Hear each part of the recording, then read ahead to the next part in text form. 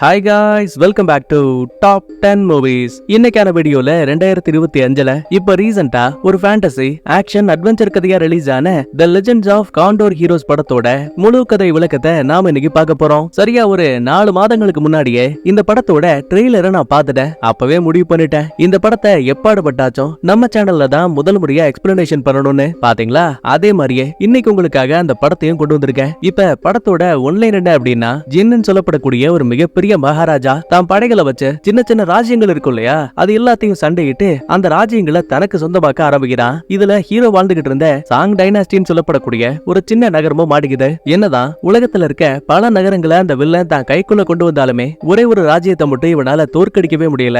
அதுதான் மங்கோலியர்களோட ராஜ்யம். இந்த ஒரு காரணத்தாலேயே தான் சொந்த நகரத்தை விட்ட ஹீரோவும் அவனோட அம்மாவும் இந்த மங்கோலியர்கள் கூட ஒன்னா சேர்ந்து ஒரு குடும்பமா வாழ ஆரம்பிக்கிறாங்க. இப்ப என்னதான் ஜின் ஒரு பெரிய மகாராஜாவா இருந்தாலும் கூட எப்படி இவன் சின்ன சின்ன நகரங்களை ரொம்ப ஈஸியா தான் கைக்குள்ள கொண்டு வந்தா தெரியுமா? அதுக்கு முக்கியமான காரணமே ஜின் ராஜ்யத்தோட அரசவை ஆலோசகரா இருக்கக்கூடிய வினோம்னு சொல்லப்படக்கூடிய நம்ம கதையோட வில்லன் தான். இது எல்லாத்துக்கும் காரணம். ஏன்னா அவனுக்குள்ள அளவுக்கு அதிகமான சூப்பர் நேச்சுரல் பவர்ஸ் இருக்கு. சொல்ல போனா இவன் தான் நம்ம கதையோட மெயின் வில்லன். என்னதான் அளவுக்கு அதிகமான சக்திகள் இருந்தாலும் கூட இந்த வில்லனுக்கு அது போதல. சோ அதனாலேயே 18 டிராகன் சொல்லப்படக்கூடிய ஒரு பழமையான புத்தகத்தை தேட ஆரம்பிக்கிறான். ஏன்னா அந்த புத்தகத்துல இருக்க ரகசியங்களை மட்டும் படிச்சாங்க அப்படின்னா உலகத்திலேயே அவங்கள தவிர வேற யாராலையும் பலசாலியா இருக்க முடியாது. அந்த அளவுக்கு தற்காப்பு கலை சம்பந்தப்பட்ட ரகசிய குறிப்புகள் அந்த புத்தகத்துல இருக்கு. இந்த தேடல் வேட்டையில எப்படி நம்ம ஹீரோ வந்து மாட்டிக்கிறான், வில்லன் கிட்ட இருந்து இவன் தப்பிச்சானா, ஜின் ராஜ்யத்தின் மேல மங்கோலியர்கள் போர் தொடுத்தாங்களா, வெற்றியை நிலைநாட்டி மக்களுக்கு அமைதியை கொடுத்தாங்களா இல்லையாங்கிறதா இந்த படத்தோட மீதி கதை. நான் 100 இல்ல 200% அடிச்சு சொல்றேன். இந்த படத்தை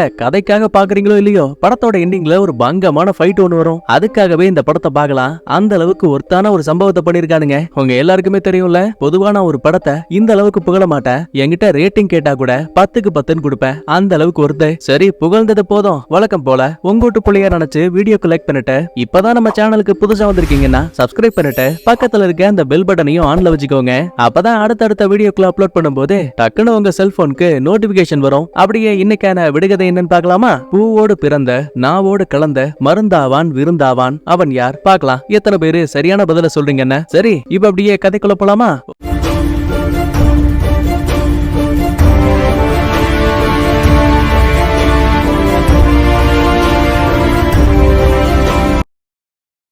ஓபனிங் சீன்லயே நம்ம ஹீரோவோட வாய்ஸ் கேக்குத. என்னோட பேரு குவோ, நான் சாங் டைனாஸ்டின்னு ஒரு சின்ன நகரத்தை சேர்ந்தவன். குழந்தை பருவத்துல பார்த்த உலகம் மாதிரி இப்ப இது கிடையாது, எல்லாமே மாறிடுச்சு. இதுக்கெல்லாம் காரணம் அந்த ஜின் ராஜ்யம் தான். முதல்ல எங்களோட நகரத்தின் மேல போர் தொடுத்த நகரத்தையும் மக்களையும் அடிமைப்படுத்தினாங்க. இதுக்கு யாராவது மறுப்பு தெரிவிச்சா அவங்களை யோசிக்காம கொல்லவும் ஆரம்பிச்சாங்க. மக்கள் எந்த அளவுக்கு துன்பங்களை அனுபவிக்கிறாங்கன்னா, மாதத்துக்கு 3 மடங்கு ஒவ்வொரு நகரங்கள்ல இருந்தும் வரி வசூலிக்கப்படுத. ஒவ்வொரு நாளுமே ஜின் ராஜ்யம் தொடர்ந்து வளர்ந்துகிட்டே இருக்கு. ஆனா எல்லா ராஜ்யங்களையும் தோற்கடிக்க முடிஞ்ச இந்த ஜின் ராஜ்யத்தால ஒரு டீமை மட்டும் எதுவுமே பண்ண முடியல. அதுதான் மங்கோலியர்கள். கான் மகாராஜாவோட தலைமையில ஒரு மிகப்பெரிய படையை திரட்டி ஜின்னோட படைகளுக்கு எதிராக போர் தொடுக்க ஆரம்பிச்சாங்க. மங்கோலியர்கள் போர்க்களத்துல எதிரிகளை தாக்குற விதத்துல ரொம்பவே முன்னேறி இருந்தாங்க. என்னதான் இந்த ஜின் ராஜ்யத்தோட சோல்ஜர்ஸ் எல்லாம் இரும்பு உடல் கவசங்களை அணிஞ்சிருந்தா கூட இந்த மங்கோலியன்ஸோட தனித்துவமான அம்புகளுக்கு முன்னாடி அவங்களோட உடல் கவசங்கள் எல்லாம் குப்பைக்கு சமம். ஏன்னா அந்த அளவுக்கு அம்புகள் ரொம்ப கூர்மையானத, திடமானத. இந்த ஒரு காரணத்தாலேயே எதிரிகள் நிறைய பேரு அம்புகளால இறந்தாங்க. மீதி இருக்க ஆளுங்க மங்கோலியன்ஸோட தாக்குதலை தாங்க முடியாம அந்த இடத்தை விட்டு தப்பிச்சு ஓடியும் போயிட்டாங்க. இப்ப சண்டை முடிஞ்சதுக்கு அப்புறமா தப்பிச்சு போன எதிரிகளை மங்கோலியன்ஸ் ஃபாலோவே பண்ணல. ஏன்னா எதிரிகள் போகக்கூடியது ஒரு வழி பாதை. நம்ம ஆளுங்களும் பின்னாடியே போனானுங்க. கண்டிப்பா ஏதாவது ஒரு இடத்துல லாக் ஆயிட்டா பெரிய பஞ்சாயத்து போடும். அதனால திரும்ப இவங்களோட கேம்புக்கு போலாங்கிற மாதிரி முடிவுக்கு வராங்க. அப்ப திடீர்னு அங்க இருக்க பாறைகளுக்கு மேல இருந்து ஏதோ ஒரு சத்தம் கேக்குது. அண்ணாந்து பார்த்தா நம்ம படத்தோட ஹீரோ குவா உட்கார்ந்துருக்கான். இந்த மங்கோலியர்களுக்கு என்ன தோணும், ஆஹா இவனும் எதிரிதான் போல, நம்மள வேவு பார்க்க தான் இங்க வந்திருக்கான் போலன்னு யோசிக்காம ஒரு அம்பு எடுத்து டப்புன்னு ஹீரோ பக்கமா வீசுவானுங்க. சரி, அம்புகள் ஹீரோ உடம்ப பதம் பார்க்க போதும் நினைப்போல, அதான் கிடையாது. கிட்ட வந்த அம்பு ஹீரோ லைட்டா ஒரு லுக்கு விட்டதுமே அது வந்த திசையில இருந்து பக்கத்துல இருக்க மரத்தை பார்த்து போய் குத்துதுங்க. சோல்ஜர்ஸ்க்கு என்ன தோணும், சரி காத்துல அம்போட பாதை திசை மாதிரி இருக்கும் போலன்னு மறுபடியும் 100கணக்கான அம்புகளை நம்ம ஹீரோ பக்கமா விடுவாங்க. ஆனா அப்பயும் பாருங்க, ஒரு அம்பு கூட நம்ம ஹீரோ மேல படவே இல்ல. ஏலே, எங்க கிட்டயே ஏதோ வித்த காட்டிட்டு இருக்கியா, இரு மேல வரன்னு சொல்லிட்டு மொத்த பேரும் குதிரைகளோட நம்ம ஹீரோவுக்கு முன்னாடி வந்து நிப்பாங்க. அப்பதான் ஹீரோவும் அந்த மங்கோலியர்கள் பாஷையிலேயே பேச ஆரம்பிக்கிறான். இந்த பாருங்க, நான் உங்களோட எதிரி கிடையாது. சோல்ஜர்ஸ்க்கு தலகால் புரியல. என்ன இவன் நம்மளோட மொழியில பேசிட்டு இருக்கான். டேய் யாரா நீ, எப்படி இங்க வந்த? ஐயோ தலைவரே, நான் சாங் டைனாஸ்டியை சேர்ந்தவன். ஆனா எங்க நகரம் அழிக்கப்படுறதுக்கு அப்புறமா மங்கோலியர்களோட கேம்ப்ல தான் நானும் வாழ்ந்துட்டு இருக்கேன். மகாராஜா கானோட கேம்ப்ல தான் என் அம்மா இருக்காங்க. கூடவே அவர் என்ன ஒரு தத்து பிள்ளையாவும் பாக்குறாரு. ஆக்சுவலா எனக்கு முக்கியமான ஒரு ஆளை நான் இழந்துட்டேன். அவங்கள தேடி வரும்போதுதான் தெரியாதனமா இந்த போர்க்களத்தை பார்த்துட்டேன். ஓ அப்படியே தம்பி, சரி என்னாலும் நீ நம்மளா போயிட்ட. எல்லா இடத்துலயும் போர்க்களமா இருக்கு. சோ உனக்கு பாதுகாப்பு வேணும்னா நீ ஏன் கூட வரலாம். மன்னிச்சிருங்க, என்னால முடியாது. நீங்க பத்திரமா போங்கன்னு மொத்த பேரையும் அங்க இருந்து வழி அனுப்பி வைக்கிறான். கட் பண்ணா இங்கதான் ஒரு சின்ன பிளாஷ்பேக். சரியா 2 வருடங்களுக்கு முன்னாடி நம்ம ஹீரோ நிறைய தற்காப்பு கலையெல்லாம் கத்துக்கலாம்னு சொல்லிட்டு மங்கோலியன்ஸோட கேம்பை விட்டு தனியா வந்திருப்பான். அப்ப எதிர்ச்சியா நம்ம கதையோட ஹீரோயினையும் பார்த்திருப்பான். இவளோட பேரு ஹிவானா. 2 பேரும் ஒன்னா சேர்ந்து ஒரு மலையோட உச்சிக்கு வந்திருப்பாங்க. அங்க ஏற்கனவே பெரிய வார் நடந்திருக்கும் போல. அதுல நிறைய மக்கள் இறந்து போயிருக்காங்க. எப்பா இவங்க என்ன காரணத்துக்காக இறந்து போனாங்கன்னு எதுவும் நமக்கு தெரியாது. ஆனா இந்த அனாத படங்களை அப்படியே விட முடியாது. முறையா இறந்து போனவங்களுக்கு நம்ம மரியாதை கொடுக்கணும்னு அங்க இருக்க ஒட்டுமொத்த கத்திகளையும் செங்குத்தா ஒரு பாறைக்கு மேல நிக்க வச்சுட்டு அதோட மையப்பகுதியில ஒரு பெரிய ஈட்டியவும் குத்தி வைக்கிறா. டேய் சீக்கிரம் பத்த விடா, நம்ம நெருப்பு பத்த வச்சாதான் இந்த சடங்கு முழுமையடையும். ஏமா மழை பெய்யற இருக்கு, எப்படிமா நெருப்பு பத்தோம்? அப்ப சடனா மழையும் பொழிய ஆரம்பிக்குது. பக்கத்துல இருக்க ஒரு சின்ன மண்டபத்துல 2 பேருமே ஒதுங்கிடுவாங்க. அப்ப திடீர்னு வானத்துல இருந்து வந்த ஒரு பெரிய மின்னல் ஈட்டி மேல பட்டு இவங்க குத்தி வச்சிருந்த கத்திகளை சுத்தி நெருப்பு எரிய ஆரம்பிக்குது. அப்ப 2வது முறையா மின்னல் வெட்டும் போது நம்ம ஹீரோனுக்கு ஏதாவது ஒன்னு ஆயிடுமோன்னு டக்குன்னு அவ பக்கமா கைய நீட்டுவான். டேய் என்னடா பண்ணிட்டு இருக்க? இல்ல உன்ன நான் பாதுகாக்க நினைக்கிறேன். எது மின்னல் கிட்ட இருந்தா? காமெடி பண்ணாத. சரி எதுக்காக நீ மங்கோலியன்ஸை விட்டு இங்க வந்த? அதுவா, எங்க அப்பா சாங் நகரத்திலேயே அந்த ஜின் ராஜ்யத்தை சேர்ந்த ஆளுங்க கிட்ட லஞ்சம் வாங்கிட்டாருன்னு ஒரு பொய்யான கதைகளை சொல்லி சொந்த நாட்டை சேர்ந்தவங்களே என் அப்பாவை சாகடிச்சாங்க. அந்த ஒரு சம்பவத்துக்கு அப்புறமா எந்த ஒரு அப்பாவிகளுக்கும் ஆபத்து வரக்கூடாதுங்கிறதுக்காக நான் தற்காப்பு கலைகளை கத்துக்க ஆசைப்பட்டேன். சோ எனக்கு நீங்க 7 மாஸ்டர்ஸ் இருக்காங்க. அவங்களோட அறிவுரையை கேட்டு மட்டும்தான் நான் எல்லா விதமான கலைகளையும் கத்துட்டு இருக்கேன். ஓஹோ, அப்படின்னா அப்பாவி மக்களை நீ காப்பாத்த போற? அப்ப நானும் அப்பாவி தானே, என்ன நீ காப்பாத்துவியா? கண்டிப்பா காப்பாத்துவேன். தோ அந்த மின்னல் கிட்ட இருந்து காப்பாத்துவேன்னு ஹீரோ சொல்லும் போது என்னதான் நம்ம பார்க்கும் போது இது ஒரு பெரிய கிரிஞ்சு மாதிரி தெரிஞ்சாலும் கூட நம்ம ஹீரோனுக்கு தன்னை காப்பாத்துறதுக்கு ஒரு ஆளு இவ்வளவு மும்முரமா இருக்கானேன்னு ஹீரோ மேல ஒரு இனம் புரியாத காதல் உருவாகுது. அடுத்த கொஞ்ச நேரத்துக்கு அப்புறமா குத்தி வச்ச ஈட்டியில நெருப்பு எரிஞ்சிருக்கும் இல்லையா, அது மொத்தமா அணைஞ்சு போயிடும். அப்ப ஹீரோனை பாருங்க, குத்தி வச்சிருந்த ஈட்டியெல்லாம் புடுங்கி போட்டுட்டு வேக வேகமா குழிய தோண்டி ஒரு மண் கட்டிய வெளியில எடுக்கிறா. ஏண்டியம்மா இது என்னது? டக்குன்னு அந்த மண் கட்டிய உடைச்சு பார்த்தா உள்ள ஒரு கோழி கறி இருக்கு. அடி பாவி, அப்படின்னா நெருப்பு வச்சது இந்த இறந்து போன ஆளுங்களுக்கு கொடுத்த மரியாதை இல்லையா? இந்த சிக்கனுக்காக தான் நீ இதெல்லாம் பண்ணியா? இந்த பாரு, இறந்து போனவங்களுக்கு கொடுக்க வேண்டிய மரியாதை கொடுத்தாச்சு. ஆனா இது எனக்கு ரொம்ப பிடிச்ச சிக்கன் பா. எப்ப மழை வந்தாலும் சரி நான் இதைத்தான் சாப்பிடுவேன். மரியாதை வேற சாப்பாடு வேறன்னு இவ ஒரு பக்கத்துல டயலாக் பேசிட்டு இருக்கா. நாட்கள் போக போக நம்ம ஹீரோயின் காதலிக்க ஆரம்பிக்கிறாங்க. அப்பதான் ஒரு நாள் நைட்டு தன்னோட 7 மாஸ்டர்ஸ பார்க்க வந்திருப்பான். அவங்களுக்கு இவன் மேல செம கோபம். டாய் உண்மையை சொல்லு, நீ எதுக்காக இங்க வந்த? உலக மக்களோட அமைதிக்காக தற்காப்பு கலையை கத்துக்க தானப்பா இங்க வந்த. ஆனா அந்த வேலையை விட்டுட்டு அடிக்கடி நீ அந்த ஹிவானா கூட சுத்திட்டு இருக்க. உங்ககிட்ட நாங்க எத்தனை முறை சொல்லிருக்கோம், அவ கிழக்கு ராஜ்யமான ஹெரிட்டிக் கூட இளவரசி. பிரச்சனை அவ கிடையாது, அவளோட அப்பா. அந்த ஆளு ரொம்ப ரொம்ப கெட்டவன்டா. நீ எதுக்கும் அந்த பிள்ளைகிட்ட இருந்து விலகியேறு. இப்படி எல்லாம் சொல்லிட்டு அந்த 7 மாஸ்டர்ஸும் அந்த இடத்த விட்டு கிளம்புவாங்க. இப்ப பேசின எல்லாத்தையுமே நம்ம ஹீரோயினும் ஒளிஞ்சிருந்து கேட்டுட்டு இருப்பா. அப்பதான் டக்குன்னு ஹீரோவுக்கு முன்னாடி வந்தவ, இந்த பாரு உன் மாஸ்டர்ஸ் எல்லாம் சொல்றத பார்த்து நீ பயப்படாதப்பா. இந்த கத்தி சண்டை வேலையெல்லாம் ரொம்ப பழசு. என்கிட்ட இன்னொரு புது கலர் இருக்கு. உனக்கு ஓகேனா சொல்லு. எனக்கு தெரிஞ்ச ஒரு மாஸ்டர் இருக்காரு, அவர்கிட்ட உன்ன நான் கூட்டிட்டு போறேன். ஆனா அங்க போனா நீ உள் சக்தியை வச்சு மட்டும் தான் சண்டை போட முடியும். கத்தி ஆயுதங்களுக்கு வேலை கிடையாது. பதிலுக்கு ஹீரோவும் சரின்னு சம்மதிக்க அடுத்த வாங்கன்னு சொல்லப்படக்கூடிய ஒரு மிகப்பெரிய மாஸ்டரை காட்டுறாங்க. ஆக்சுவலா இவரு ஒரு பிச்சைக்கார மாஸ்டர். உடம்புக்குள் இருக்க சூப்பர் பவர்ஸ் எப்படி வெளியில கொண்டு வரத, தொடாமையே ஒரு எதிரியை எப்படி அட்டாக் பண்றதான ஒவ்வொரு வித்தைகளையும் நம்ம ஹீரோவுக்கு சொல்லி கொடுப்பாரு. சும்மா சொல்லக்கூடாது, ஒவ்வொரு நாளுமே நம்ம ஹீரோவோட திறமைகள்ல இம்ப்ரூவ்மெண்ட் தெரியுது. சொல்ல போனா கிட்டத்தட்ட எல்லா விதமான வித்தைகளையுமே ஒரு வருஷத்துக்கு மேல நம்ம ஹீரோ பயிற்சி பண்ணிட்டு இருக்கான். ஆனா இந்த கலையோட கடைசியா இருக்கக்கூடிய ஒரு முக்கியமான பஞ்ச் அதை மட்டும் இவனால ஒழுங்கா பண்ணவே முடியல. அப்பதான் மாஸ்டர் உள்ள போந்து, டே குவோ என்னடா பண்ணிட்டு இருக்க? இந்த பாரு உன்னோட முழு பலத்தையும் மரத்தோட இந்த பக்கத்தின் வழியா அனுப்ப. அப்பதான் மரத்தின் வழியா அந்த பவர் கடந்த ஆப்போசிட்ல இருக்க எதிரி மேல அது படும். முக்கியமான இன்னொரு விஷயம், இந்த கலையை எல்லாராலையும் பண்ணிட முடியாது. முதல்ல உன்னோட மனசை அமைதிப்படுத்த. இப்ப ஹீரோவும் குருவோட பேச்சை கேட்ட மன அமைதியோட மறுபடியும் அந்த பஞ்சை ட்ரை பண்ணி பார்க்கும்போது மரத்தின் வழியா ஹீரோவோட பவர் கிராஸ் ஆகி ஆப்போசிட்ல இருக்க ஒரு பெரிய பாறையவே புரட்டி போடுதுங்க. அப்புறம் என்ன, நினைக்கிறத விட நம்ம ஹீரோ ரொம்ப சூப்பராவே தற்காப்புகளையே கத்துக்கிட்டான். நீங்க நினைக்கிற மாதிரி இந்த வாங் சொல்லி கொடுத்தது சாதாரண குங்ஃபு கிடையாது. இந்த மார்ஷியல் ஆர்ட்ஸோட பேர் தான் 18 டிராகன். கட் பண்ணா பிளாஷ்பேக்ல ஹீரோனும், ஏண்டா என்னைக்காவது ஒரு நாள் நீ என்ன மிஸ் பண்ணிட்டா என்ன பண்ணுவ? கவலைப்படாத, நான் மறுபடியும் உன்னை தேடி வருவேன். நான் எங்கெல்லாம் பயணம் பண்றனோ அந்த இடத்துல நீ என்ன உன்னை கண்டுபிடிக்கிறதுக்காக தோ இந்த காத்தாடிகளை மரத்துல மாட்டி விடுவேன். அது மட்டும் இல்ல, நான் எந்த பக்கத்துல உன்னை தேடி போறேங்கிற திசையை கூட பக்கத்துல இருக்க பாறைகள்ல எழுதி வைப்பேன். அதை பார்த்து நீயும் என்ன கண்டுபிடிக்க முடியும். இந்த மாதிரி ரொம்ப ரொம்ப பாண்டிங்கா பேசிட்டு இருக்கா. நேரம் போக நைட் ஆகுது. ஹீரோவுக்கு ஏற்கனவே ஒரு 7 குருக்கள் தற்காப்பு கலையை சொல்லி கொடுத்திருப்பாங்க இல்லையா? இப்ப அவங்கள பார்க்கலான்னு வரும்போது பாவம் ரொம்ப கொடூரமா யாரோ ஒரு ஆளு அந்த மாஸ்டர்ஸ கொலை பண்ணி வச்சிருக்கானுங்க. மனசுடைஞ்சு போன ஹீரோ இறந்து போன அந்த மாஸ்டர்ஸ்க்காக இறுதி அஞ்சலி பண்ணி பக்கத்துல இருக்க தோட்டத்திலேயே புதைக்கிறான். அப்ப கரெக்டா அங்க வந்த ஹீரோயினோ, டேய் நீ சாப்பிட்டு 2 நாள் ஆச்சுடா, தயவு செஞ்சு ஒரு வாயாச்சும் சாப்பிட. எது சாப்பாடா? கண்டிப்பா இந்த மரணம் எல்லாத்துக்கும் காரணம் உன்னோட அப்பா தான். மாஸ்டர்ஸ் என்ன முன்னாடியே எச்சரிச்சாரு, உன் கூட பழக கூடாது, எங்கேயும் போக கூடாதுன்னு. நான் தான் அதையெல்லாம் கேட்கல.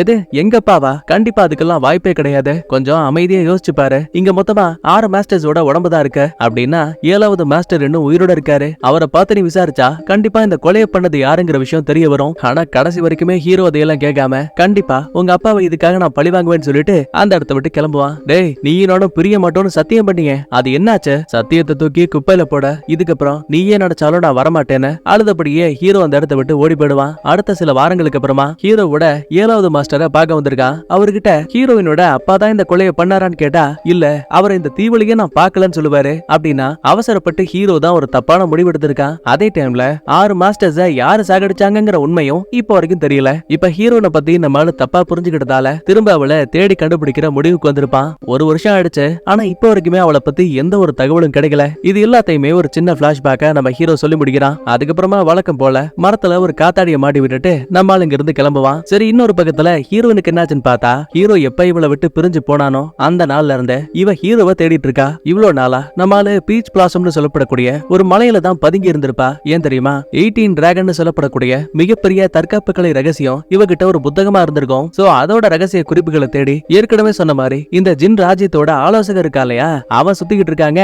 அந்த காரணத்தால தான் பீச் பிளாசம் தோட்டங்களுக்கு நடுவுல இவ மறைஞ்சிருந்திருப்பா. ஆனா இப்ப அந்த இடத்த விட்டு வெளியில வந்ததுமே சடனா அந்த இடத்துக்கு வந்த வில்ல பையன் வெனோம் ஹீரோயினை கையங்களுமா பிடிச்சிட்டான். எலே தீவெட்டி தலையா, நான் ஒரு சின்ன பொண்ணு, என்கிட்ட போய் உன் வீரத்தை காட்டுற, உனக்கு வெக்கமா இல்ல? அட என்ன இவானா, வினோமான என்னோட புகழ் இந்த உலகத்தோட எல்லா மூலைகளையும் பரவி இருக்கு. அப்படி இருக்கும்போது என்கிட்ட இவ்வளவு அவமரியாதையா பேசக்கூடாது. சரி, நேரா விஷயத்துக்கு வர. உங்ககிட்ட அந்த 18 டிராகன் புத்தகத்தோட ரகசியம் இருக்காமே, அதை என்கிட்ட ஒப்படைச்சாகணும். அச்சோச்சோ, அது என்கிட்ட இதுக்கு முன்னாடி இருந்துச்சுப்பா. ஆனா நான் அந்த புத்தகத்தை மொத்தமா அழிச்சிட்டனே. ஆனா நான் அந்த புத்தகத்துல இருக்க ரகசிய குறிப்புகளை படிச்சதால அது எல்லாமே என் மூளைக்குள்ள இருக்கு. வேணா என்கிட்ட விளையாடாத. எப்ப பாரு உன் கூடவே சுத்திட்டு இருப்பானே குபோ, அவனுக்கு அந்த 18 டிராகனோட தற்காப்புகளை ரொம்ப நல்லா தெரிஞ்சிருக்க. நான் கடைசியா சண்டை போட்டப்ப கூட அவனோட திறமைகள்ல முன்னேற்றத்தை நான் பார்த்தேன். என்ன பொறுத்த வரைக்கும் இந்த மார்ஷியல் ஆர்ட்ஸ் உலகத்துல நான் தான் முதலிடத்துல இருக்கணும். 18 டிராகனோட குறிப்புகளை மட்டும் கூட மீதி வேலையை நான் பாத்துக்கிறேன். அந்த ஹீரோவோட கதையை நான் முடிக்கிறேன்னு பையன் பக்கம் பக்கமா டயலாக் பேசிட்டு இருக்கான். அப்ப டக்குன்னு ஒரு ஆளு கதவை தட்டுறான். யோ வெனோம், மங்கோலிய படைய சேர்ந்தவங்க பக்கத்துல இருக்க ஆத்தங்கரையை கடக்க போறாங்க. நீங்க என் கூட வரீங்களா? நாம அவங்கள தடுக்கலாம். டே முட்டா பீஸ், எனக்கு நிறைய வேலை இருக்குடா, நீ முதல்ல இந்த இடத்த விட்டு கிளம்பு. அப்ப உடனே ஹீரோயினோ, டே தொப்பிக்காரா, உனக்கு ஒரு விஷயம் தெரியுமா? உன்னோட மாஸ்டர் வெனோம் இருக்காருல, அவரு கடைசியா ஹீரோவை எதிர்த்து சண்டை போடும் போது எவ்வளவு கேவலமா தோத்து போனார் தெரியுமா? உங்ககிட்ட தான் இவ்வளவு கெத்தான பில்டப் எல்லாம். ஆனா உண்மையாவே இந்த ஒரு டம்மி பீஸ். சரி, இவருக்கு 18 டிராகனோட குறிப்புகள் தேவையா? அந்த கலையை மட்டும் நீ கத்துக்கிட்ட உலகத்துல உன்னை யாராலையுமே வெல்ல முடியாது. கொஞ்சம் வெயிட் பண்ண, உனக்கும் சேர்த்து நான் அந்த குறிப்புகளை சொல்றேன். கடுப்பான வெல்ல ஹீரோயினோட வாயை பொத்திட்டு, டே தொப்பிக்காரா, அந்த விலங்க கூட இவ தப்பிச்சு ஓடக்கூடாதுன்னு கருப்பு கலர்ல ஒரு வளையத்தை கழுத்துல மாட்டுறானுங்க. ஆக்சுவலா இந்த வளையத்துக்குள்ள ஒரு விஷ பாம்பு இருக்கு. நம்ம ஹீரோயின் கலட்ட ட்ரை பண்ணான்னு வைங்க, படக்குன்னு வெளியில வந்து கழுத்துல ஒரு போடு, அவ்வளவுதான், நம்மளுக்கு கதை முடிஞ்சிடும். இப்ப தொப்பிக்காரன் அந்த இடத்த விட்டு போனதுக்கு அப்புறமா நம்ம ஹீரோயின் அப்பவும் பயப்பில்ல. ஏப்பா, இந்த தொப்பிக்காரனுக்கு மட்டும் தான் நீ தோத்து போன விஷயம் தெரியும் நினைக்கிறியா? கிடையாது. தோ மேல பாரு, உன் அல்லக்கை அங்கிள் ஒருத்தன் வீட்டுக்கு மேல இருந்து வேவு பாக்குறான்னு கோத்து விட்டுருவா. கடுப்பான வில்ல கூரையெல்லாம் உடைச்சுக்கிட்டு டப்புன்னு மேல பறந்து வரான். டே அல்லக்கைங்களா, என்னடா நினைச்சிட்டு இருக்கீங்க? இன்னொருக்க நான் பேசின எதையாவது ஒட்டு கேட்டீங்க, உங்க எல்லாரோட கழுத்தையும் அறுத்து போட்டுருவேன்னு மிரட்டிட்டு இருப்பான். இந்த சின்ன கேப்ல கீழே கிடக்கிற ஒரு கூர்மையான கல் எடுத்த அவசர அவசரமா ஹீரோயினும் கையில கட்டி இருக்க அந்த கயிறை அறுத்து போட்டுட்டு வில்லன் கண்ணிலேயே மண்ணை தூவிட்டு அங்க இருக்க தண்ணிக்குள்ள குதிக்கிறா. வில்லன் இந்த விஷயத்த பார்த்தும் கூட இவன் அந்த தண்ணிக்குள்ள இறங்கல. உடனே கூட இருக்க அல்லக்கைங்களை பாருங்களேன். டே பாத்தீங்களா, பாசுக்கு நீச்சல் தெரியாது போலடா, மேலங்க நின்னுட்டாரு, வாய மூடுங்கடா கம்முனாட்டின்னு இவரு கைய நிட்டதுக்கே அந்த இடத்துல ஒரு புயலே வீசுது. அடுத்து நம்ம ஹீரோவை காட்டுறாங்க. ஒரு ஆத்தங்கரையில தண்ணிய பிடிச்சிட்டு இருப்பான். அப்ப அதே தண்ணிக்கு நடுவுல மங்கோலியர்களோட கொடி விழுந்து கிடக்கிற விஷயத்த கவனிக்கிறான். ஏதோ ஒண்ணு தப்பா இருக்குன்னு லைட்டா ஒளிஞ்சிருந்து பார்க்கும்போது இந்த வெனோமோட அல்லக்கையான தொப்பிக்காரன் இருக்கா இல்லையா, அவன் மங்கோலியர்கள் இந்த ஆத்து தண்ணியை குடிக்கிற கேப்ல அதுல விஷத்தை கலந்து விட்டு இருக்கான் போல. ஒட்டுமொத்த பேருக்கும் பாய்சன் உடம்புல ஏறிடுச்சு. கொஞ்சம் கொஞ்சமா செத்துட்டு இருக்கானுங்க. ஹீரோவுக்கு தான் மங்கோலியர்கள் நண்பர்களாச்சே, அதனால டக்குன்னு இவன் சவுண்ட கொடுக்க கடுப்பான தொப்பிக்காரன் தன்னோட பிளேட தூக்கி போடுவான். தொடாம தெரியாமையே ஹீரோ அதை தள்ளி விடும் போது திரும்ப திரும்ப தொப்பிக்காரன் சுத்தி இருக்க எல்லா பொருளையும் அடிச்சு உடைக்க ஆரம்பிக்கிறான். ஆனா ஒரு அடி கூட நம்ம ஹீரோ மேல படல. ஆக்சுவலா இந்த சீனை ஒரு சில நொடிகள்லயே என்னால கட் பண்ணிட்டு அடுத்த சீனுக்கு போக முடியும். ஆனா விஷுவலா நீங்க இதை பார்த்து என்ஜாய் பண்ணணும் இல்லையா, அதுக்காக தான் ஒரு சில விஷயத்த கொஞ்சம் டீப்பா சொல்லிட்டு இருக்கேன். மத்தபடி எதுவும் இல்ல. உண்மையை சொல்லணும்னா ஹீரோவோட திறமைகளுக்கு எதிரா தொப்பிக்காரனால சண்டை போடவே முடியல. அடிச்சு தரக்குள்ள இறக்கிட்டு இருக்கான். ரைட்ரா, நேர்மையா சண்டை போட்டா வேலைக்கு ஆகாதுன்னு காத்துல விஷ புகையை தூவி விடுவான். ஆனா ஹீரோவுக்கு அந்த காத்தையே கட்டுப்படுத்தக்கூடிய சூப்பர் பவர்ஸ் இருக்கு. சோ அந்த நச்சு புகைய பக்கத்துல கூட நெருங்க விடாம இவன் அதை தடுத்துருவான். ஓஹோ, புரிஞ்சு போச்சு. இதுதான் அந்த 18 டிராகனோட பவர்ஸா? இதத்தான் என் தலைவர் வெனோம் தேடிட்டு இருக்காரு போல. சரி, இப்ப உன்னை கொல்ல முடியலனாலும் உன் கூட இருக்க அந்த மங்கோலியன்ஸை கொல்லுவேன்னு புகைவெடியா அந்த பக்கமா வீசுவான். நம்ம தலைவன் சும்மா இருப்பானா? கீழே கிடக்கிற கல்லு கட்டையெல்லாம் அந்த குண்டுகளுக்கு நேரா வீசி புகைவெடிய பாதியிலேயே தடுத்துட்டான். இந்த கேப்ல தொப்பிக்காரன் இங்க இருந்து தப்பிக்க ட்ரை பண்ணுவான். ஆனா தெரியாதனமா மரத்துல குத்தி வச்சிருந்த இவனோட கேடயத்தாலேயே இவன் கழுத்து அறுபட்டு பையன் அதே இடத்துல அல்பாயுஸ்ல மேல போயிட்டான். பாக்கெட்டை செக் பண்ணி பார்த்தா மங்கோலியன்ஸ் குடிச்சிருப்பாங்கல்ல விஷம் நிறைஞ்ச தண்ணி, இப்ப அந்த விஷத்தை முறிக்கிறதுக்கான மாத்து மருந்து பாக்கெட்ல இல்ல. அப்ப உடனே இந்த சோல்ஜர்ஸோட தளபதியான பாகா இவருக்கு நம்ம ஹீரோவை ரொம்ப நல்லா தெரியும். டே குவோ, 2 வருஷம் ஆச்சு உன்னை பார்த்த, எப்படி இருக்க? ஐயோ தலைவரே, இப்ப அதுக்கெல்லாம் நேரம் கிடையாது. உங்க எல்லார் உடம்புலயும் விஷம் இருக்கு. என்னோட உள் சக்தியை பயன்படுத்தி தான் உங்களுக்குள்ள இருக்க விஷத்தை நீக்க முடியும்னு இவன் ஒரு பக்கத்துல ஒவ்வொருத்தரையுமே காப்பாத்த ஆரம்பிக்கிறான். அடுத்து இதே டைம்ல ஹீரோனுக்கு என்னாச்சுன்னு பார்க்கும்போது வில்லனை பார்த்து பயந்து ஆத்துக்குள்ள குதிச்சவ இப்ப ஒரு சின்ன கிராமத்துக்குள்ள தஞ்சம் புகுந்திருக்கா. ஆனா இந்த வெனோமோட அல்லக்கைங்க விடாம இங்க வரைக்கும் துரத்திட்டு வந்துட்டானுங்க. தன்னால முடிஞ்ச வரைக்கும் அடையாளம் தெரியக்கூடாதுன்னு தலையில ஒரு தொப்பியை மாட்டி வச்சிருக்கா. சடனா அதே டைம்ல இந்த ஜின் ராஜ்யத்தோட சோல்ஜர்ஸ் இருக்காங்க இல்லையா, அதுல ஒரு சில பேர் வந்துட்டானுங்க. ஆக்சுவலா இந்த வெனோம் ஜின் ராஜ்யத்தோட ஆலோசகர். ஆனா இந்த விஷயம் சோல்ஜர்ஸ்க்கு தெரியாது போல. சோ அதனாலயே நீங்க யாரு, எதுக்காக எங்களோட எல்லைக்குள்ள பஞ்சாயத்து பண்றீங்கன்னு கேட்பான். அல்லக்கைகளும் முடிஞ்ச வரைக்கும் சொல்லுவாங்க, டே இவரு ஜின் ராஜ்யத்தோட அரசு ஆலோசகர்னு. ஆனா அந்த சோல்ஜர்ஸ் அதையெல்லாம் கேட்காம யாருகிட்ட கதை விடுறீங்க, இந்த ஆலோசகரை இதுக்கு முன்னாடி நாங்க பார்த்ததே கிடையாதுன்னு வேக வேகமா சண்டைக்கு ஓடி வருவானுங்க. ஒரு நிமிஷம் இதை பார்த்து கடுப்பானவல்ல தனக்குள்ள இருக்க பவர்ஸை பயன்படுத்த ஆரம்பிக்கிறான். அட் அ டைம்ல சண்டைக்கு வந்த அத்தனை சோல்ஜர்ஸுமே அந்த இடத்துல பறந்து போய் தொப்புன்னு கீழே விழுறாங்க. அது மட்டும் கிடையாது, கடைசியில ஒரு குதிரையை பிடிச்சு ஏதோ பேப்பரை தூக்கி போடுற மாதிரி ஒத்த கையில சொல்லி வீசுறாங்க. இப்ப இந்த ஒரு சீன்லயே வில்லனுக்குள்ள இருக்க அதிபயங்கர சக்தி என்னங்கிறது நமக்கு தெளிவா தெரியுது. கட் பண்ண இன்னொரு பக்கத்துல மங்கோலியன்ஸோட உயிரை நம்ம ஹீரோ காப்பாத்திட்டான். நைட் ஒரு கேம்ப் ஃபயரை போட்டிருக்காங்க. டே குவோ, எனக்கு தெரியும் நீ தற்காப்பு கலையை கத்துக்கிட்ட, கண்டிப்பா எங்களுக்கு உதவி பண்ணதான் இவ்வளவு தூரம் வந்தல. பாகா என்ன மன்னிச்சிரு, நான் இங்க வந்தது உங்களுக்கு உதவி பண்றதுக்காக இல்ல. எனக்கு நெருக்கமான ஒரு ஆளை நான் இழந்துட்டேன். சோ அவங்கள தான் எல்லா நாடுகள்லயும் நான் தேடி அலைஞ்சேன். அப்பதான் எதிர்ச்சியா நீங்க பிரச்சனையில மாட்டிருக்க விஷயத்தையும் நான் பார்த்தேன். விளங்குச்சு போ, எங்க போனாலும் போர் நடக்குது. இதுல எப்படி உன்னோட நண்பரை தேடி கண்டுபிடிக்க முடியும்? நான் சொல்லது கேளு, பக்கத்துல தான் நம்ம மங்கோலியன்ஸோட கேம்ப் இருக்கு. அங்கதான் மகாராஜாவான கானு இருக்காரு. அப்புறம் உன்னோட அம்மா, நீ அவங்கள விட்டு போனதுல இருந்து ஒவ்வொரு நாளுமே எப்ப திரும்ப வீட்டுக்கு வருவேன்னு நீ போன பாதையவே பார்த்து காத்திருக்காங்க. இப்போதைக்கு எங்க கூட வா, நம்ம கேம்புக்கு போயிட்டு தொலைஞ்சு போனவன் ஃப்ரெண்ட எப்படி தேடி கண்டுபிடிக்கலான்னு வேற ஏதாவது பிளான் போடுவோம். சரி, இதுவும் நல்ல ஐடியாவா இருக்கேன்னு ஹீரோவும் இந்த டீலுக்கு ஓகே சொல்லுவான்.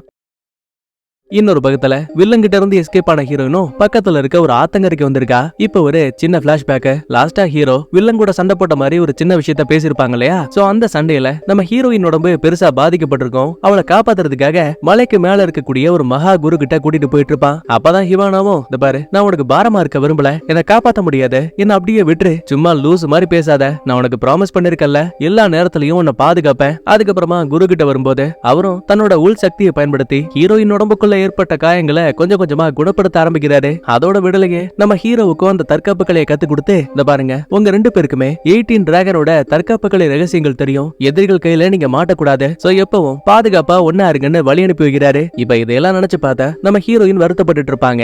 அப்பதான் எதிர்ச்சியா பாறைகள்ல ஒரு வித்தியாசமான நிழல் தெரியுது. என்னன்னு திரும்பி பார்த்தா அங்க இருக்க மரங்கள்ல நம்ம ஹீரோ மாட்டி வச்சுட்டு போன ஒரு காத்தாடி இருக்கு. இத பார்த்ததுமே ஹிவானாக்கு தெரிஞ்சு போச்சு. அப்படின்னா ஹீரோ தன்னை தேடிட்டு இருக்கான் போலன்னு. இப்ப காத்தாடி மாட்டி இருக்கக்கூடிய அந்த திசையில போய் பார்க்கும்போது ஒரு பாறைகள்ல ஹீரோ எந்த திசையில போனானோ அந்த திசைய மங்கோலியன் லாங்குவேஜ்ல நம்மால எழுதி வச்சுட்டு போயிருக்கான். நம்ம ஆளுக்கா அளவு கடந்த ஆனந்த கண்ணீர் சந்தோஷத்துல குதிரை எடுத்துக்கிட்டு ஹீரோவை தேடி அந்த திசை பக்கமா போக ஆரம்பிக்கிறா. இன்னொரு பக்கத்துல நம்ம ஹீரோ பாக்காவோட பேச்ச கேட்டு இந்த மங்கோலியன்ஸ் எல்லாம் தங்கி இருக்கக்கூடிய கேம்புக்கு வந்திருக்கான். இவனை பார்த்ததுமே அங்க இருக்க ஒட்டுமொத்த சோல்ஜர்ஸும் ஹீரோ திரும்ப வந்துட்டாங்கிற செய்தியை கத்தி கொண்டாட ஆரம்பிக்கிறாங்க. அதே டைம்ல மகாராஜாவான கானு அங்க வராரு. டக்குன்னு கால்ல விழுந்து வணக்கத்தை போடுவேன், அட என்னப்பா நமக்குள்ள மரியாதை, நீ தற்காப்பு கலைகளை நல்லபடியா கத்துக்கிட்டியா? ஆமா மகாராஜா, எல்லாம் நல்லபடியா முடிஞ்சு. அப்படின்னா நான் உங்ககிட்ட கொடுத்த கத்தி அது இன்னும் உங்ககிட்ட பாதுகாப்பா இருக்கா? இதோ மகாராஜா, நீங்களே அதை திரும்ப எடுத்துக்கோங்க. அட பரவாயில்ல விடு, நீயும் உங்க அம்மாவும் எங்க குடும்பத்துல ஒரு ஆளு, அதனால கத்தி உங்ககிட்டயே இருக்கட்டும். சடனா அப்பா அந்த இடத்துக்கு ஹீரோவோட அம்மா குதிரையில வராங்க. வேகமா அம்மா கிட்ட ஓடி வந்தவன் டப்புன்னு தரையில மண்டிட்டு, அம்மா என்ன மன்னிச்சிருங்க, நான் வெளியில போயிட்டு திரும்ப வரதுக்கு ரொம்ப நாள் ஆயிடுச்சு. அட பரவாயில்ல விடுப்பா, நீ திரும்ப வந்ததே எனக்கு போதும்னு அன்பு மலையை பொழிஞ்சிட்டு இருக்காங்க. இன்னொரு பக்கத்துல நம்ம ஹீரோ விட்டுட்டு போன க்ளூவெல்லாம் ஃபாலோ பண்ணிக்கிட்டு நம்ம ஹீரோயின் வந்துட்டு இருப்பாங்க இல்லையா? அப்ப கொடுமைக்கு என்ன, மறுபடியும் அந்த வில்ல பையன் வேணும் ஹிவானாவை ஃபாலோ பண்ணிக்கிட்டு பின்னாடியே வந்துட்டு இருக்கான். ஒரு கட்டத்துல அல்லக்கை அங்கிள் வேற கூர்மையான குத்தூசி ஆயுதங்களை வீசும் போது அது கரெக்டா ஹீரோயினோட தோள்பட்டையில பட்டுருச்சு. வழிதாங்க முடியாம நம்மால அப்படியே தடுமாறி தொப்புன்னு கீழே விழுந்துருவா. தக்காளி, இன்னைக்கு உன் கதை முடிஞ்சிருச்சுன்னு வேணும் தாவிக்கிட்டு பறந்து வருவான். அப்ப எதிர்பாராத நேரத்துல எங்க இருந்தோ ஒரு அம்பு பறந்து வந்து வில்லனை குத்த பாக்குது. ஆனா இவன் ஒரு கையில தடுத்துருவான். என்னன்னு பார்த்தா ஒரு சில மங்கோலியர்கள் குதிரையில அங்க வந்துட்டாங்க. சார மாதிரியா வில்லனுக்கு எதிராக அம்புகளை ஈராங்க. இவன் தான் பவச வச்சு அம்புகளை தடுக்கக்கூடிய அந்த சின்ன கேப்ல ஆளே இல்லாத ஒரு 6-7 குதிரைகள் நம்ம ஹீரோயின் பக்கமா கிராஸ் பண்ணி போகுது. நம்மால் சும்மாவா, இதான் சாக்குன்னு அந்த குதிரைகள் மேல தாவிப்பா. ஆனா அப்பயும் வில்லன் விடாம துரத்தி வருவான். அப்ப எங்க இருந்தோ பறந்து வந்த ஒரு பருந்து கதண்டு கூடு இருக்கு இல்லையா, அதை கொண்டாந்து டப்புன்னு வில்லனோட கையில தூக்கி போடுது. ஆம்படுதாங்க மொத்த பேரும் இது மூலமா டைவர்ட் ஆக ஹீரோயினை காப்பாத்திட்டு அந்த ஒட்டுமொத்த மங்கோலியன்ஸும் கடைசியா வில்லனை தூரத்துல இருந்து பார்த்தபடியே கிளம்புறாங்க. இதுல ஒரு பொண்ணு சென்டர்ல நிக்கிறா இல்லையா, இவங்கதான் இந்த மங்கோலியன்ஸோட இளவரசி. அதுக்கப்புறமா வில்லன் கண்ணுல மண்ணை தூவிட்டு ஒரு வழியா திரும்ப கேம்புக்குள்ள வந்துட்டாங்க. இது எல்லாத்தையுமே தூரத்துல இருந்து வில்லனால பார்க்க முடியுதே தவிர உள்ள வர முடியல. அப்ப உடனே அல்லக்கையோ, ஏப்பா எதுக்காக காத்திருக்கணும், நம்ம கூட வெனோம் இருக்காரு, நீங்க ஓட் சொல்லுங்க, டைரக்டா கேம்புக்குள்ளேயே போய் அட்டாக் பண்ணலாம். பதிலுக்கு வேணாமோ அவசரப்படாதீங்க, மகாராஜாவுக்கு தெரியாம தான் இது எல்லாத்தையும் நம்ம பண்ணிட்டு இருக்கோம். சோ முதல்ல உள்ள இருக்கக்கூடிய அந்த எதிரிகளை டைவர்ட் பண்ணணும், அதுக்கப்புறம் தான் அந்த ஹீரோயினை நம்ம கைக்குள்ள கொண்டு வரணும். இந்த மங்கோலியன்ஸுக்கு தேவையான தண்ணீர் அது பின்னாடி இருக்க ஏரி மட்டும் தானே, அதுல விஷத்தை கலந்து விடுங்க. மொத்த பேரும் உயிருக்கு போராடுற அந்த நேரத்துல டக்குன்னு உள்ள பூந்து மொத்தமா கதையை முடிச்சு விட்டுலாம். அடுத்து கேம்புக்கு கொண்டு வரப்பட்ட ஹீரோனை காட்டுறாங்க. இவ உடம்புல அங்கிள் வீசின அந்த குத்தூசிகள் இருக்கு இல்லையா, அத ஒரு காந்த கல்ல வச்சு இளவரசி ஒன்பை ஒன்னா எடுத்துட்டு இருப்பாங்க. கூடவே கழுத்துல மாட்டி இருக்க அந்த விஷப்பாம்பு வளையம் அது ஃபுல்லா ஒரு துணியை சுத்தி கம்பிக்கு நடுவுல சின்ன ஓட்டையை போட்டு கந்தக தூள் இருக்கு இல்லையா, அத ஒரு பைப் வழியா அந்த ஓட்டைக்குள்ள ஊதுறாங்க. உள்ள இருக்க விஷப்பாம்பு இது மூலமா டைவர்ட் ஆகும் போது டக்குன்னு கழுத்துல மாட்டி இருக்க அந்த வளையத்தை கட் பண்ணி இவானாவுக்கு எதுவும் ஆகாத மாதிரி ஒரு பேக்ல பிடிச்சி இவளை காப்பாத்துறாங்க. இளவரசி, உங்களோட உதவிக்கு ரொம்ப நன்றி. அதெல்லாம் இருக்கட்டும், யார் அவங்க, எதுக்காக உன்னை துரத்திட்டு இருக்காங்க? இளவரசி, நான் ஜின் ராஜ்யத்துக்கு கீழே ஒரு தூதரா வேலை பார்த்துட்டு இருந்தேன். ஆக்சுவலா அவங்க நாட்டுக்கு சொந்தமான ஏதோ ஒண்ண நான் எடுத்துட்டு வந்ததா நினைச்சேன். அந்த எதிரிகள் என்ன துரத்தி வந்தாங்க. நல்ல வேலையா அப்பதான் நீங்க எங்களை காப்பாத்துனீங்க. சரி பரவாயில்ல விட, உன்னை பார்த்தாவும் நல்ல புள்ளையதான் இருக்கு. காயங்கள் குணமாகிற வரைக்கும் எங்களோட இடத்துலயே நீ பாதுகாப்பா இருக்க முடியும். அப்ப ஒரு வேலைக்காரி உள்ள பூந்து, இளவரசி அவர் வந்துட்டாருன்னு கத்துறா. சந்தோஷத்துல இளவரசி அரக்க பறக்க டிப் டாப்னு ட்ரெஸ் மாத்திட்டு இருக்காங்க. ஒரு சந்தேகத்துல ஹிவானா, ஆமா யார் வந்திருக்காங்க? ஓ உனக்கு விஷயம் தெரியாதல்ல, என் கூடயே சின்ன வயசுல இருந்து வளர்ந்த குவோ, அவ வெளியில ஒரு முக்கியமான வேலைக்காக போயிட்டு 2 வருஷத்துக்கு அப்புறம் இப்பதான் திரும்ப வந்திருக்கான். கூடிய சீக்கிரமே எங்க 2 பேருக்கும் அப்பா கல்யாணம் பண்ணி வைக்க போறாரு. இத கேட்டதுமே ஹீரோனுக்கு சம ஷாக்கு. ஒரு பக்கத்துல இளவரசி வேற நல்ல புள்ளையாச்சே, இவன் நடந்துக்கிற விதத்திலேயே ஹீரோ மேல அளவுக்கு அதிகமான காதல வச்சிருக்காங்கிறது தெரிய வருது. சோ அதுக்காகவே தனக்கு ஹீரோவை தெரியுங்கிற விஷயத்த கூட இவன் மொத்தமாவே மறைச்சுப்பா. அடுத்து தான் அம்மா கூட தான் தங்கி இருக்க கூடாரத்துக்கு வந்த ஹீரோ இறந்து போன அப்பாவுக்கு மண்டியிட்டு மரியாதை செலுத்துவான். டே குவோ, இதோ பாரு, அப்பா சாகிறதுக்கு முன்னாடி இந்த சால்வியை எனக்கு கொடுத்தாரு. இதுக்கப்புறம் இத வச்சுக்க வேண்டிய கடமை உனக்கு இருக்கு. அந்த சாங் டைனாஸ்டியை சேர்ந்தவங்க அப்பா ஜின் ராஜ்யத்துக்கிட்ட இருந்து லஞ்சம் வாங்கிட்டாருன்னு ஒரு பொய்யான பழிய போட்ட நேர்மையான அதிகாரியான உன் அப்பாவையே கொன்னாங்க. இதுக்கு என்னைக்காவது ஒரு நாள் நீ பழி வாங்கி ஆகணும். அப்பாவோட மானத்தை சாங் டைனாஸ்டி கிட்ட இருந்த நீ தான் திரும்ப மீட்டெடுத்தாகணும். இந்த மாதிரி பேசும்போது கரெக்டா அந்த இடத்துக்கு இந்த இளவரசி வராங்க. ஏதோ குரங்கு மாதிரி ஹீரோவுக்கு பின்னாடி வந்து உப்பு மூட்டை எரிப்பா. அடியே இறங்குடி, நீ இன்னும் திருந்தவே இல்லையா? அட என்னமோ நீ என்ன புதுசா திட்டுற மாதிரி இருக்கு, எப்ப பாரு நடக்கிறது தானே. பேசிக்கிட்டே லைட்டா ஒரு விசில் அடிக்கும் போது வானத்துல பறந்துகிட்டு இருந்த 2 அழகான வெள்ளை கழுகு அப்படியே பறந்து வந்து இளவரசி அப்புறம் ஹீரோவோட கையில உட்காருத. டே பாத்தியா, இவங்க 2 பேரும் நல்லபடியா வளர்ந்துட்டாங்கல்ல. உண்மையை சொல்லணும்னா இப்ப இவங்க ஒரு ஜோடி. நாளை பின்ன நம்மளையும் அப்பா இந்த மாதிரி ஜோடிகளா மாத்ததான் ஆசைப்படுறாரு. பதிலுக்கு குவோ, நான் உங்ககிட்ட ஒரு முக்கியமான விஷயத்த பேசணும்னு இளவரசிய தனியா கூட்டிட்டு வரான். ஆனா இவன் பேசுறதுக்குள்ளேயே அந்த இளவரசிய பாருங்களேன், அப்பா நம்ம 2 பேருக்கும் கல்யாணம் பண்ணி வைக்க ஆசைப்படுறாரு. ஆனா குவோவுக்கு இதுல விருப்பம் இல்ல. என்ன மன்னிச்சிரு, நான் உன்ன அந்த எண்ணத்துல பாக்கல. ஓ அப்படின்னா என்ன உனக்கு பிடிக்காதா? பிடிக்காதுன்னு கிடையாது, எனக்கு மேல காதலுங்கிற உணர்வே ஏற்படலையே. சுத்தி வளைக்காம நேரா விஷயத்துக்கு வர. நான் இங்க இருந்து போனதுக்கு அப்புறமா ஹிவானான்னு ஒரு அழகான பொண்ணை பார்த்தேன். அவ மூலமா நிறைய விஷயங்களையும் நான் கத்துக்கிட்டேன். ஒரு சில காரணங்களால நானும் அவளும் பிரிஞ்சுட்டோம். ஆனா இன்னமும் அவளை நாடுகளோட எல்லா திசைகளையும் தேடிட்டு இருக்கேன். ஓ அப்படின்னா அந்த அளவுக்கு உனக்கு அந்த பிள்ளைய பிடிக்குமா? ஆமா பிடிக்கும்ன்றதை தாண்டி நான் அவளை மனசார காதலிக்கிறேன். இளவரசி கானுக்கு இதை கேட்டா எப்படி இருக்கும்? ஏன்டா டேய், 2 வருஷமா உனக்காக நான் இங்க காத்திருந்தேன், என்கிட்ட வந்து இப்படியா ஒரு குண்டை தூக்கி போடுவ, சர்தாம் போடான்னு சொல்லிட்டு கோவத்துல நம்ம ஆளு நேரா கேம்புக்கு வரா. தன்னோட கூடாரத்துக்குள்ள இருக்க திங்ஸ் எல்லாம் அடிச்சு உடைக்க ஆரம்பிக்கிறா. அதே டைம்ல நம்ம ஹிவானாவை பாருங்களேன், பெட்டி படுக்கையோட கிளம்புறதுக்கு ரெடி ஆயிட்டு இருக்கா. உடனே இளவரசியும், என்னாச்சு, உன் காயங்கள் இன்னும் குணமாகல, எங்க போற? இல்ல உங்களுக்கு இடைஞ்சலா இருக்க கூடாதுல்ல, அதான் கிளம்பலான்னு முடிவெடுத்தேன். சரி, நீங்க அந்த குவோங்கிற ஆளை பார்க்க போனீங்களே, என்னாச்சு? அந்த பைத்தியக்காரன் வெளி உலகத்துல ஏதோ ஒரு பொண்ணை பார்த்தானா, அவளோட பேரு கூட ஹிவானாவா, 2 பேரும் காதலிக்கிறாங்களா.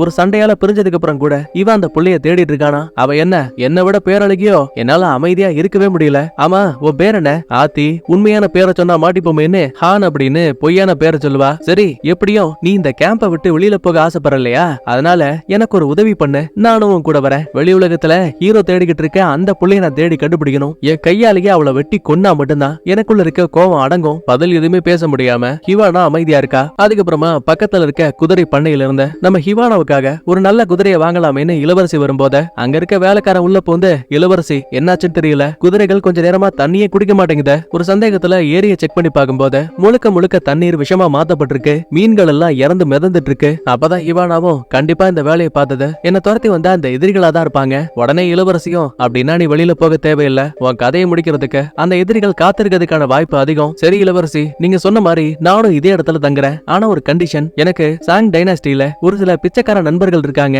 அவங்க கிட்ட இந்த கடிதத்தை நீங்க ஒப்படைக்கணும். அவ்வளவுதானே, பண்ணிட்டா போச்சு. அப்புறம் குவா பத்தி உனக்கு தெரியாதுல்ல, வா அவனை உனக்கு இன்ட்ரோ கொடுக்குறேன். எது, குவாவா? இல்ல வேணாம், இப்போதைக்கு இந்த ஏரியில இருக்க விஷ பிரச்சனை தான் முக்கியம், குவாவை அப்புறம் பாத்துக்கலான்னு இவ அப்படியே பேச்ச தட்டி கழிக்கிறா. அடுத்து காட்டுக்குள்ள இருக்க வில்லனை பார்க்க வந்த அல்லக்கைகள், தலைவரே நீங்க சொன்ன மாதிரி தண்ணியில விஷத்தை கலந்துட்டோம், இப்போ வரைக்கும் நீங்க சொல்ற எல்லாத்தையுமே நாங்க கேக்குறோம் இல்லையா, இருந்தாலும் எங்களுக்குள்ள ஒரு சந்தேகம் இருக்கு, கடைசியா நீங்களும் அந்த ஹீரோவும் சண்டை போட்டப்ப உண்மையாவே ஜெயிச்சது யாரு, அதுக்கான பதில் மட்டும் எங்களுக்கு தெரியவே இல்ல. கட் பண்ண பிளாஷ்பேக்ல வில்லன் ஹீரோ கூட படு பயங்கரமா சண்டை போட்டு ஒழுங்கா அந்த 18 டிராகனோட புத்தகத்தை கொடு அப்படிங்கிற மாதிரி மிரட்டுறான். ஹீரோ முடியாதுன்னு அடம்பிடிப்பான். அதனால தான் உடம்புக்குள்ள இருக்க பவர்ஸை வச்சு மிகப்பெரிய தண்ணீர் குவளைகளை அப்படியே நம்ம ஹீரோ பக்கமா தள்ளும் போது செவுத்து கடையில நம்மால லாக் ஆயிட்டான். தம்பி உன்னால தப்பிக்கவே முடியாது, நீ நல்லா லாக் ஆயிட்டன்னு சொல்லும் போது இங்கதான் ஹீரோ நம்ம மாஸ்டர் வாங் சொல்லி கொடுத்த தற்காப்புகள் இருக்கு இல்லையா, அதாங்க ஒரு பொருளுக்குள்ள ஊடுருவி தான் பவர்ஸை பயன்படுத்தி அட்டாக் பண்றது. இப்ப அந்த பஞ்ச பயன்படுத்தும் போது தண்ணீர் குவளைகளை கடந்த ஆப்போசிட்ல இருக்க அந்த வில்லனுக்கு போய் அந்த அடி விழுது. அட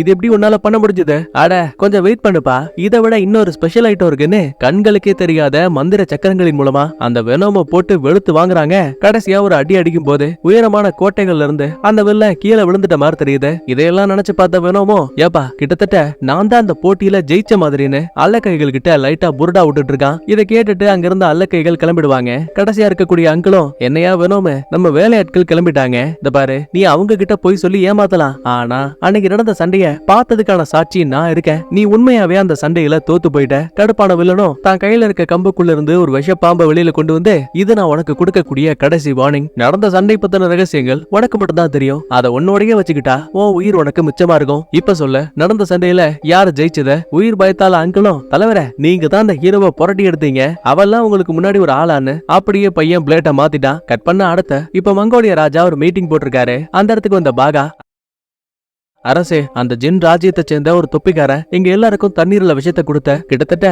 கொல்ல போற நிலைமையில கரெக்டா ஹீரோ உள்ள பூந்து எங்களோட உயிரை காப்பாத்தனா. அவனுக்குள்ள அதீத சக்தி இருக்கு, அதனால அடுத்து நடக்க போற யுத்தங்கள்ல நம்ம ஹீரோவும் ஒரு ஆளா கலந்துக்கணும், ஏன் முக்கியமான பதவியை கூட அவனுக்கு கொடுக்கணும். ஆனா மகாராஜாவோட மூத்த பையனுக்கும் சின்ன பையனுக்கும் இதுல விருப்பம் இல்ல. பாகா நீ என்ன பேசிட்டு இருக்க? இந்த குவோ ஒரு தனியால், இவனை வச்சு சண்டைக்கு போனா ஜெயிச்சிட முடியுமா? உனக்கு நல்லா தெரியும்ல, ஏற்கனவே அந்த ஜின்னை எதிர்த்து சண்டை போடுறதுல நாம மண்ணை கவிட்டு இருக்கோம், இதுல இந்த ஹீரோ வேற உள்ள கொண்டு வர. இளவரசி அப்படி கிடையாது, உண்மையாவே ஹீரோவுக்கு 18 டிராகனோட தற்காப்பு கலைகள் தெரியும், நீங்க இதுக்கு முன்னாடி அந்த பவர்ஸை பார்த்ததில்ல, அதனாலதான் இப்படி எல்லாம் பேசுறீங்க. அப்போ உடனே மகாராஜா கான் உள்ள போந்து, இந்த பாருங்க எனக்கு ஹீரோ மேல நம்பிக்கை இருக்கு, என்ன இருந்தாலும் அவன் என்னோட தத்து பிள்ளை, அதனால அந்த 18 டிராகனோட பவர் என்னங்கறத இன்னைக்கு நம்ம எல்லாரும் பார்க்கலான்னு ஊருக்கு நடுவுல நம்ம ஹீரோவோட பவர்ஸை காட்ட சொல்லுவாங்க. அவனை சுத்தி நிறைய பாறைகளும் இருக்கு, தீ பந்தங்களும் இருக்கு. இந்த விஷயத்த இளவரசியோட சேர்த்து முகமுடிய மாட்டிக்கிட்ட நம்ம ஹிவானாவும் பாத்துட்டு இருக்காங்க. அதுவும் ரொம்ப தூரத்துல இருந்து இவ்வளவு நாட்களுக்கு அப்புறமா நம்ம ஹீரோவை பார்த்ததால இவளுக்குள்ள கண்ணீர் அப்படியே தண்ணி மாதிரி ஊத்திட்டு இருக்கு. இளவரசிக்கு டவுட்,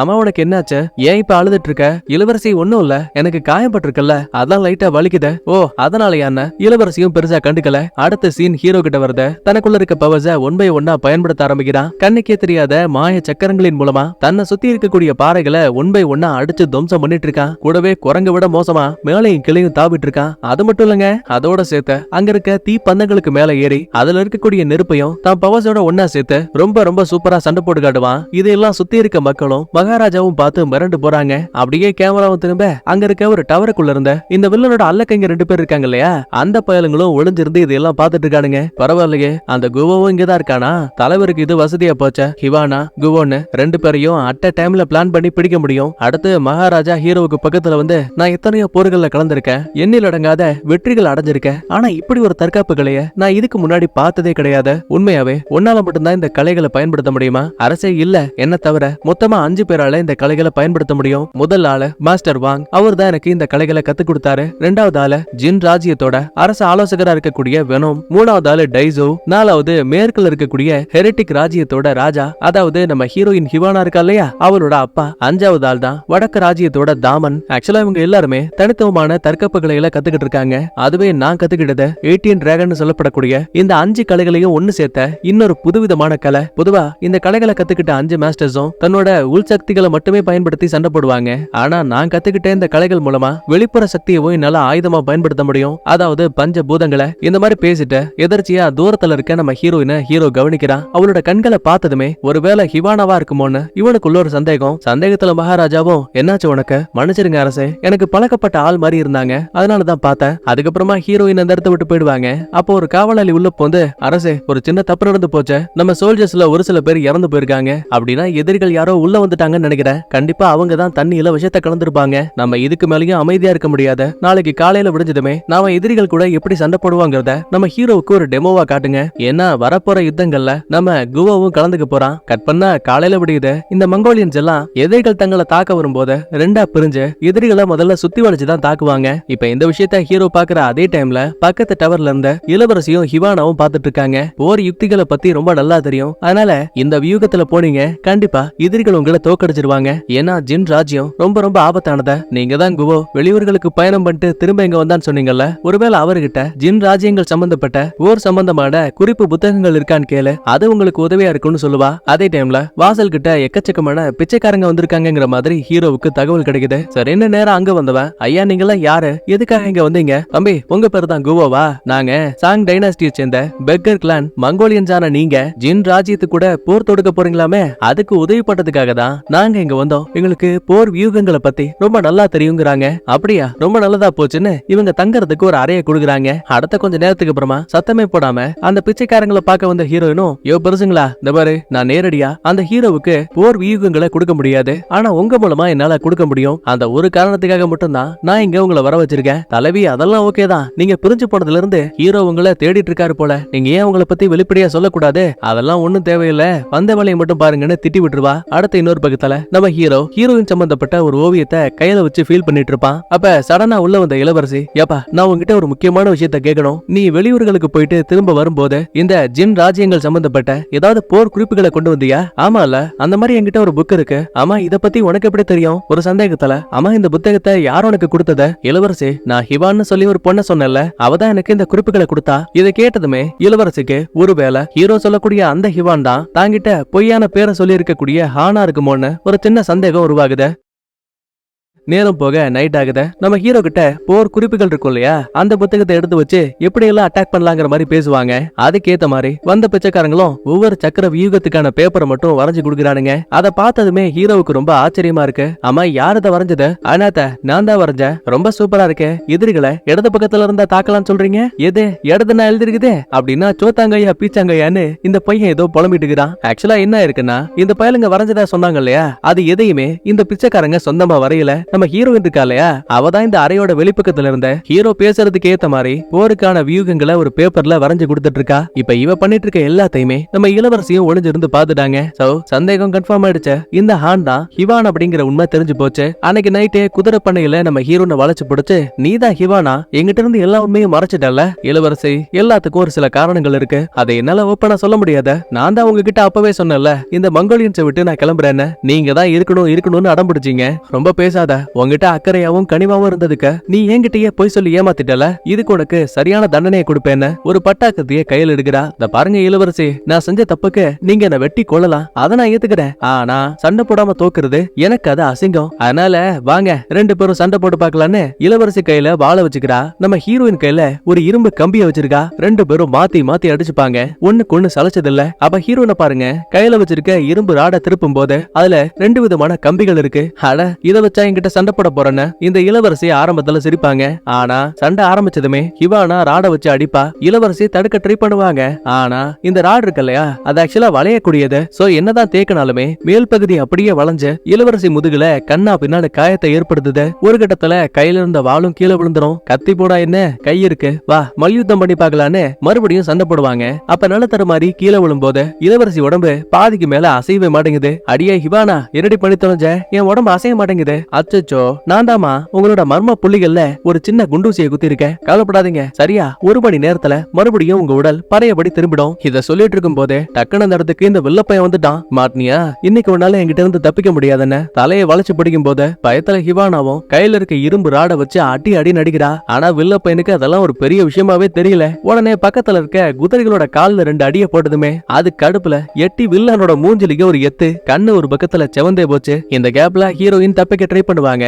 ஆனா இளவரசி இப்ப அந்த வில்லங்கிட்ட வசமா மாட்டிக்கிட்டாங்க. ஹிவானா, நீ தப்பிச்சு போறதுன்னா தாராளமா போ. ஆனா ஒண்ணு, இளவரசி காலையில கை தனியா கால் தனியான்னு ரொம்ப கோரமான முறையில இறந்து கிடப்பா. அது பரவாயில்லையா உனக்கு? ஒரு நிமிஷம் அமைதியானவ டக்குனு ஒரு ஐடியாவை போட்டு, இந்த பாரு, நீ தேடிக்கிட்டு இருக்க அந்த 18 டிராகனுக்கான குறிப்பு புத்தகம் அது என்கிட்ட தான் இருக்கு. உனக்கு அது வேணும் அப்படின்னா நீ இளவரசியை விட்டாகணும். இல்ல நீ போய் சொல்ற, உன்னை நான் நம்ப மாட்டேன். அப்படியா? சரி, உனக்கு வேணானா சொல்லு, நான் இப்பவே அந்த பேப்பரை நெருப்புல எரிச்சிடுறேன். பயந்து போன வில்லனும் வேற வழி இல்லாம இளவரசியை தூக்கி போட்டு ஹீரோயின் கிட்ட இருக்க அந்த குறிப்புகளை வாங்கிட்டான். அசைய முடியாம கிடக்கிற இளவரசி உடம்ப நம்ம ஹீரோயின் பழைய நிலைமைக்கு மாத்திட்டு இருக்கா. இந்த கேப்ல வில்ல கிடைச்ச அந்த பேப்பரை திறந்து பார்த்தா உள்ள சமஸ்கிருதம் எழுதி இருக்கு. அடி பாவி, நீ என்ன ஏமாத்திட்டியா? இந்த பேப்பர்ல நீ சொன்ன மாதிரி தற்காப்பு கலைக்கான எந்த ஒரு குறிப்பும் இல்ல. உடனே ஹிவானாவும் நல்லா ஒத்துப்பாரு, அந்த சமஸ்கிருதத்துக்குள்ள தற்காப்பு கலைக்கான குறிப்புகள் மறைக்கப்பட்டிருக்கு. அதனாலதான் திறமையுள்ள ஒரு மாவீரனா மாறி இருக்கான். ஒருவேளை உன்னாலையும் கண்டுபிடிக்க முடிஞ்சா நீயும் வெல்ல முடியாத ஒரு மாவீரனா மாற முடியும். இந்த மாதிரி சொல்லிட்டு இளவரசியை காப்பாத்திட்டு நம்மால ஓடி போயிடுவா. அதே டைம்ல சோல்ஜர்ஸ் வரக்கூடிய சத்தமும் கேக்குது.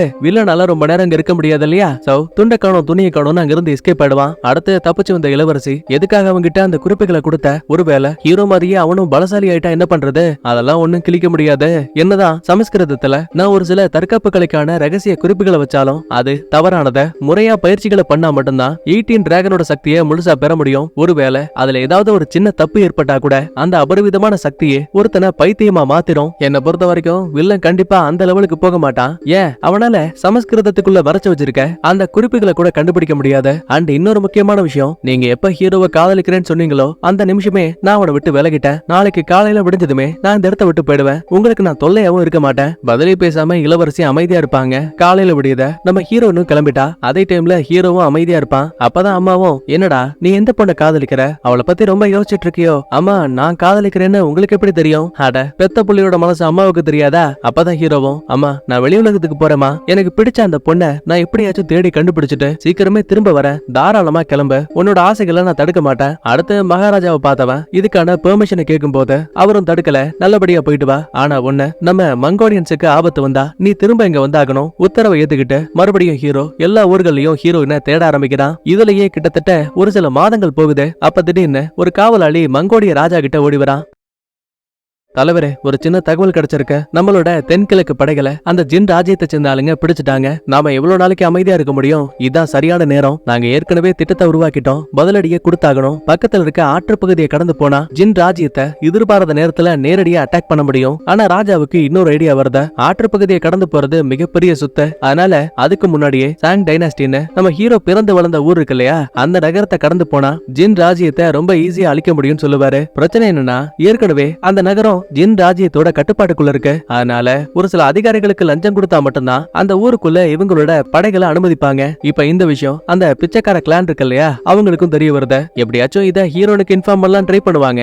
ஆனா அவ எங்க போனா என்ன பண்ணிட்டு இருக்கான்னு எந்த ஒரு தகவலும் இப்போ வரைக்கும் கிடைக்கல. கட் பண்ணா அன்னைக்கு நைட் ஆகுது. நம்ம ஹீரோவும் அந்த சாங் டைனாஸ்டிக் வந்திருப்பான். நைட்டு சாப்பிடலாமேன்னு ஒரு கடப்பக்கமா ஒதுங்கும் போது வண்டியா இந்த சாங் டைனாஸ்டியோட சோல்ஜர்ஸ் எல்லாம் ரெடி ஆயிட்டு இருக்காங்க. இங்க என்ன நடக்குதுன்னு பக்கத்துல இருக்க ஒரு வேலைக்காரங்கிட்ட கேட்கும் போது, தலைவரே இந்த சாங் டைனாஸ்டி கிட்ட மங்கோலியன்ஸ் ஒரு சில பேரை லஞ்சம் கொடுத்து ஜின் ராஜ்யத்தை அட்டாக் பண்ண நினைச்சாங்க. ஆனா ஏற்கனவே பதவியில இருந்த ஜின் ராஜ்யத்தோட அதிகாரிகள் வந்த மங்கோலியன்ஸ பாரபட்சமே இல்லாம போட்டு தள்ளிட்டானுங்க. இந்த ஒரு சம்பவத்தால அரசபை மொத்தமா கலைக்கப்பட்டிருக்கு. அரசன் இல்லாம போனதால தளபதி ஒட்டுமொத்த பொறுப்புகளையும் ஏத்துக்கிட்ட மங்கோலியன்ஸ் கிட்ட இருந்து நகரத்தை பாதுகாக்க நினைக்கிறாரு. நாளைக்கு காலையில பாரு ஊர் மக்கள் ஒருத்தன் கூட இங்க இருக்க மாட்டான். இதை கேட்டு பயந்து போன ஹீரோ திரும்ப நேரா மங்கோலிய மகாராஜா கிட்ட வரான். குவோ நல்ல நேரத்துக்கு வந்துட்டீங்க, வா நாம உடனே ஜின் ராஜ்யத்துக்கு எதிராக போர் தொடுத்தாகணும். பதிலுக்கு ஹீரோவும், மன்னிச்சிருங்க அரசே, என்னால முடியாத. நீங்க சாங் டைனாஸ்டியும் அழிக்க போறதா சொல்றாங்களே, அது உண்மையா? ஆமா பின்ன அந்த நகரத்துல இருக்க அதிகாரிகளை விட்டா வைப்பாங்க? உனக்கு தெரியுமா, உன் அண்ணன் தம்பியா நினைச்சு பழகுன நம்ம சோல்ஜர்ஸ்ல நிறைய பேரை அந்த பயலுங்க போட்டு தள்ளிட்டானுங்க. இதுக்கு பழி வாங்குற விதமா சாங் டைனாஸ்டியவும் அழிக்க போற,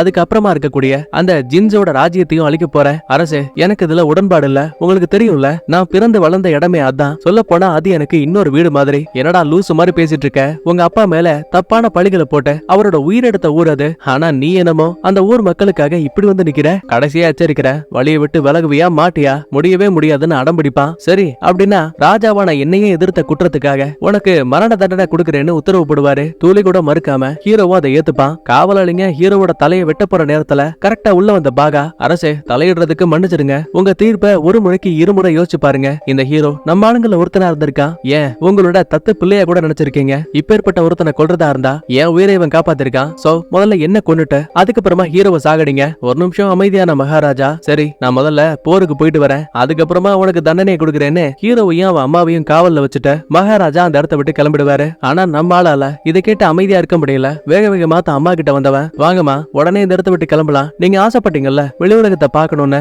ஆனா தம்பி மகாராஜா காணோன்னு என்ன பண்ணுவாரு? அதெல்லாம் பிரச்சனை இல்லம்மா, முதல்ல நீங்க இந்த இடத்த விட்டு வெளியில போகணும். இந்த மாதிரி பேசிட்டு பெட்டி படுக்கை எல்லாம் பேக் பண்ணும் போது டக்குன்னு திரும்பி பார்த்தா அம்மா ரத்த வெள்ளத்துல சுருண்டு கிடக்குறாங்க. அவங்க நெஞ்சு பகுதியில ஒரு கத்தி இறங்கி இருக்கு. அம்மா ஏமா அப்படி எல்லாம் பண்ணீங்க? தம்பி எனக்கு தெரியும் நீ மகாராஜாவோட கட்டுப்பாட்டுக்குள்ள இருக்கிறதுக்கு முக்கிய காரணம் என்ன ஒரு பகடையா பயன்படுத்தி உன்னை அவங்க கண்ட்ரோல் பண்ண பாக்குறாங்க. எனக்காக நீ எவ்வளவோ பண்ணிட்டப்பா, உனக்காக என்னோட உயிரையே விடுற. இதுக்கப்புறம் நீ யாரையும் எதிர்பார்க்காம உனக்கு எது சரின்னு படுதோ அதை பண்ணு. இந்த மாதிரி பேசிட்டு பாவம் அந்த அம்மா இறந்தே போயிடுவாங்க. அப்ப கரெக்டா உள்ள வந்த இளவரசி, அப்பா இந்த மாதிரி பண்ணுவாருன்னு நான் எதிர்பார்க்கவே இல்ல, என்ன மன்னிச்சற, உங்க ரெண்டு பேரையும் வெளியில கொண்டு போறதுக்கு நான் ஹெல்ப் பண்றேன்.